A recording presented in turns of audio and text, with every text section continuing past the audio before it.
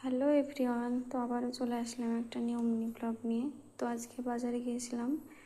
তো বাজার থেকে বাড়ি ফেরার সময় আমার ছেলে আগে আমার ব্যাগে হাত দিয়ে দেখবে যে আমার জন্য কী এনেছে। তার জন্য টুকটাকি কিছু খাবার এনেছি। এটা যেমন একটা নুডলসের প্যাকেট, একটা ইনস্ট্যান্ট নুডলস ভেজিটেবল কাপ, এখানে আছে ভাটির বিস্কিট, আর আছে দুটো কিটক্যাট, একটা মিনি কেক। আর যেহেতু আমার ছেলে অনেক বিস্কুট খেতে পছন্দ করে, চকলেট ফ্লেভার, তার জন্যে দুটো চকলেট ফ্লেভারের পেস্ট্রিও নিয়েছি।